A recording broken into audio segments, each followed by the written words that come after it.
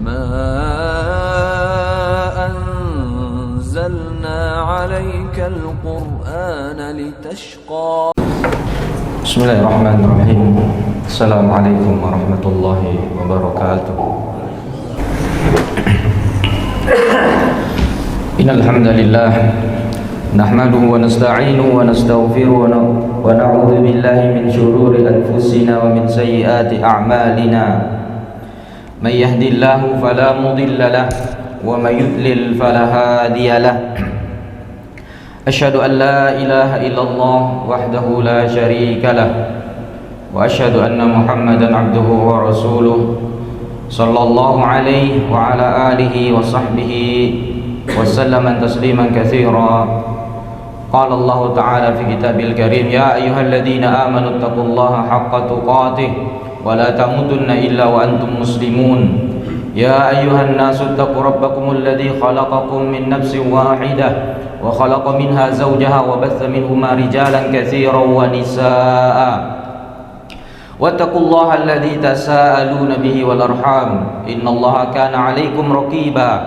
يا أيها الذين آمنوا اتقوا الله وقولوا قولا سديدا يصلح لكم أعمالكم ويغفر لكم ذنوبكم ومن يطع الله ورسوله فقد فاز فوزا عظيما. أما بعد فإن أصدق الحديث كتاب الله وخير الهدى هدى محمد صلى الله عليه وسلم وشر الأمور محدثاتها فإن كل محدثة بدعة وكل بدعة ضلالة وكل ضلالة في النار. معاشر المسلمين الحاضرين salat Jumat rahimani wa rahimakumullah jami'an. Di dalam syariat kita, di dalam agama kita yang hak ini, di dalam agama yang mulia ini, sudah tak samar lagi bagi kita akan pentingnya dan keagungan salat di dalam agama kita. Dan telah kita ketahui bahwasanya salat adalah tiang yang sangat pokok di dalam agama ini.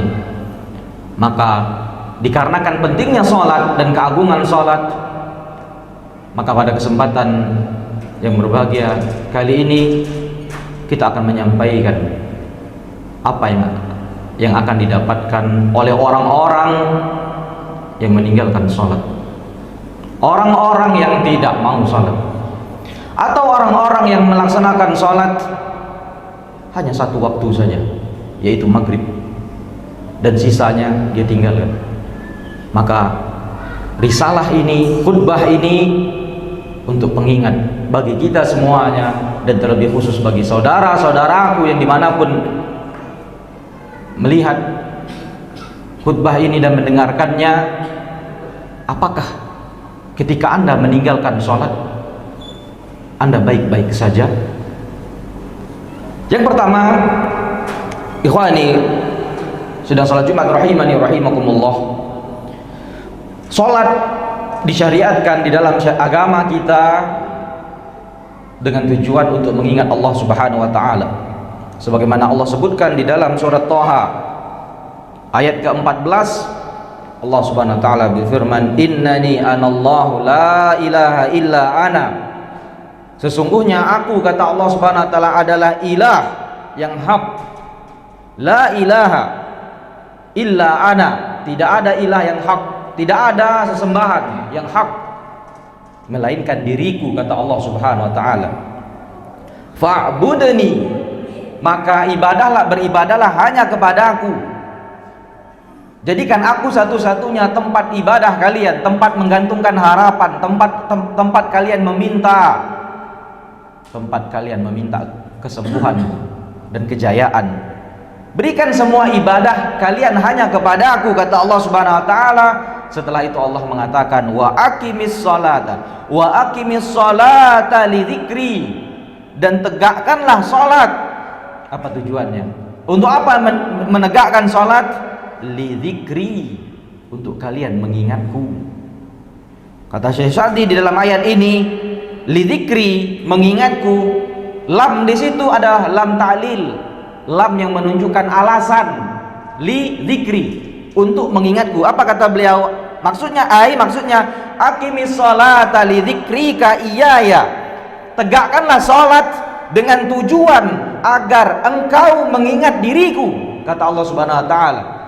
Dan beliau mengatakan bahwasanya dikarenakan mengingat Allah Subhanahu wa taala adalah tujuan yang paling mulia di dalam hidup ini, maka sholat adalah bagian mengingat Allah. Dan ketika tidak sholat berarti otomatis tidak mengingat Allah. Dan ketika sholat berarti kita sedang mengingat Allah Subhanahu wa taala. Maka dalam ayat ini sholat diperintahkan untuk mengingat Allah Subhanahu wa taala. Maka apa yang akan didapatkan oleh orang yang tidak berzikir kepada Allah, yakni tidak sholat, tidak mengingat Allah? Apakah keadaannya tenang-tenang saja? Apakah yang akan dia hadapi di kehidupan dunia biasa-biasa saja, aman? Atau ada ancaman, ada peringatan dari Rabbul Alamin untuk orang-orang yang tidak mengingatnya, tidak melaksanakan sholat? Maka dalam surat yang sama, yaitu dalam surat Thaha, Allah memberikan warning, memberikan peringatan yang keras untuk orang-orang yang tidak mau sholat, orang-orang yang bermalas-malasan sholat, orang-orang yang hanya dia sholat kalau ada keinginan dirinya, bukan keinginan Allah. Sehingga sholat didasari oleh kemauan diri, bukan kemauan Allah. Berjalan di permukaan bumi sesuai dengan keinginan diri, bukan keinginan Allah. Sehingga sholat musim-musiman. Ketika Ramadan laksanakan sholat, di luar Ramadan tinggalkan sholat. Ketika Jumat baru sholat, ketika tidak ada sholat Jumat tidak mau sholat. Apa yang akan dialami oleh orang yang seperti ini? Dia tinggalkan sholat, dia bermalas-malasan dengan sholat. Apakah yang dia alami kehidupan yang tenang? Maka Allah mengatakan dalam surat Thaha ayat ke-124, Allah Subhanahu wa taala berfirman, "Wa man a'rada an dzikri," barang siapa yang berpaling an dzikri, dari mengingatku. Dan kita sebutkan di antara bentuk mengingat Allah adalah sholat. Barang siapa yang berpaling dari sholat, tidak sholat, malas-malasan sholat, apa yang akan dia dapatkan? Apa yang akan dia rasakan di dalam hidupnya? Apa yang telah Allah janjikan untuk orang seperti ini? Allah katakan, fa inna lahu ma'isyatan dongka, sesungguhnya orang-orang yang seperti ini dia akan mendapatkan ma'isyah, akan mendapatkan kehidupan yang seperti apa? Dongka. Apa arti dongka? Doyikan haraja, yaitu kehidupan yang sempit, kehidupan yang penuh dengan problematika dalam kehidupan. Itu balasan untuk orang yang tidak mau sholat. Kata Imam Ibnu Katsir di dalam tafsirnya, fa inna lahu ma'isyatan dongka, sesungguhnya orang yang tidak sholat maka untuknya kehidupan yang sempit. Beliau mengatakan fid dunia, di dunia ini dia akan dapatkan kehidupan itu.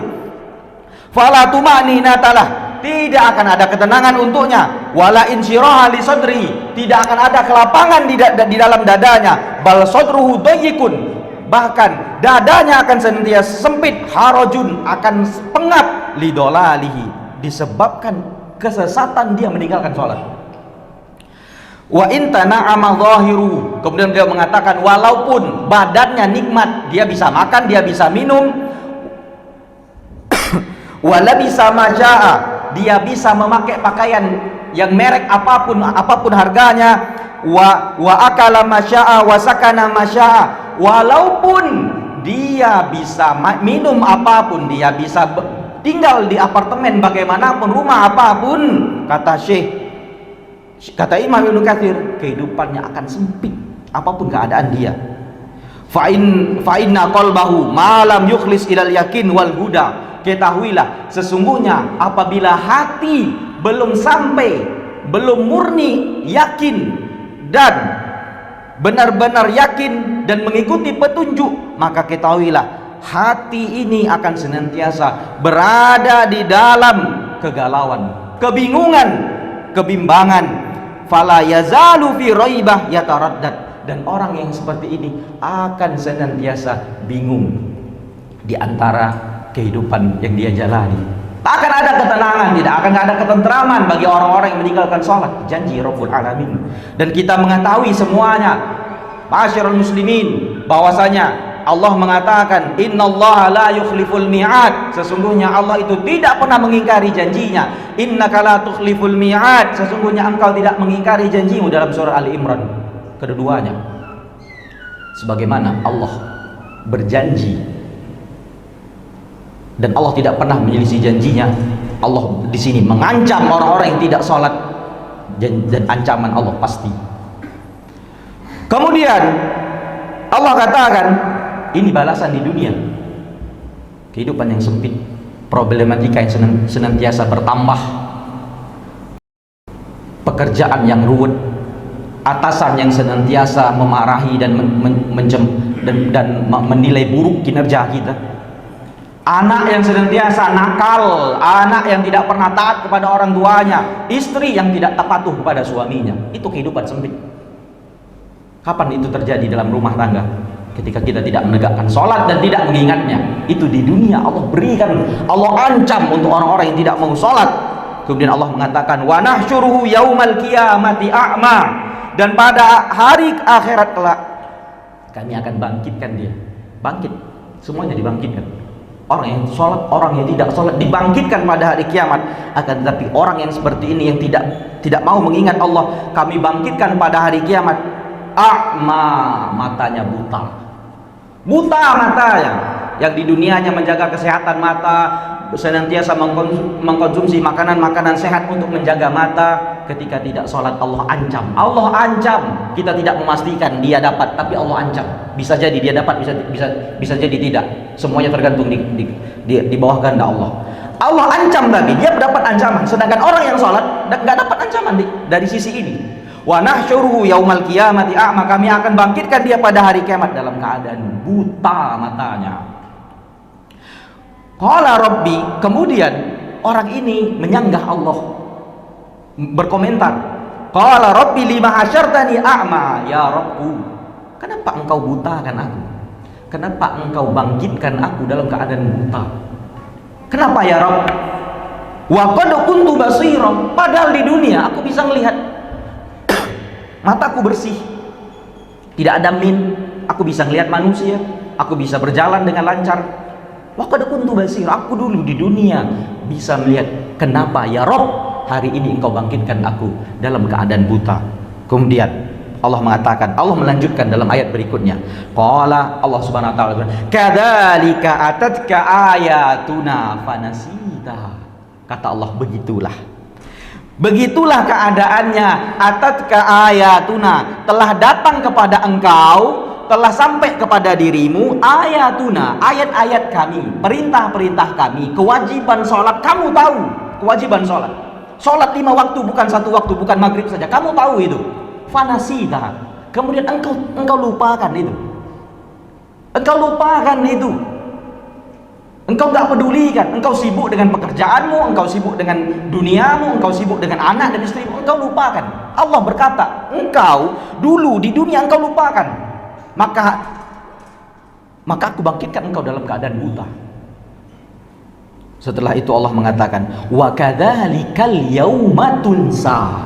Oleh karena itu, karena perbuatanmu di dunia dulu, engkau lupakan aku, engkau nggak mau sholat, engkau malas-malasan sholat, engkau nggak mau ke masjid. Hari ini kata Allah, tunsa, engkau layak untuk dilupakan. Kata para ulama, diantaranya Ibnu Atiyah dalam tafsirnya, makna tunsa, dilupakan, bukan maknanya sesuatu pikiran yang tiba-tiba hilang. Kita hafal jalan ke sana, tiba-tiba kita lupa. Bukan itu maksudnya. Lupa di sini. Maksud lupa di sini adalah tutrok, ditinggalkan. Maka apa? Allah mengatakan wa kadzalikal yauma tunsa. Beliau mengatakan dan begitulah pada hari ini engkau akan dilupakan. Artinya engkau dibiarkan binasa di dalam azab. Na'udzubillah. Tsumma na'udzubillah min dzalik. Aqulu qouli hadza astaghfirullah li wa lakum wa lisairil muslimin kulli dhanbin fastaghfiru innahu huwal ghafurur rahim. Rabbil alamin wassalatu wassalamu ala asyrafil anbiya'i wal mursalin ma ba'd. Setelah kita mendengar firman Allah Subhanahu wa taala, setelah kita mendengar dialog Allah dengan orang yang meninggalkan sholat, yang malas-malasan, pura-pura tidak tahu kewajiban sholat.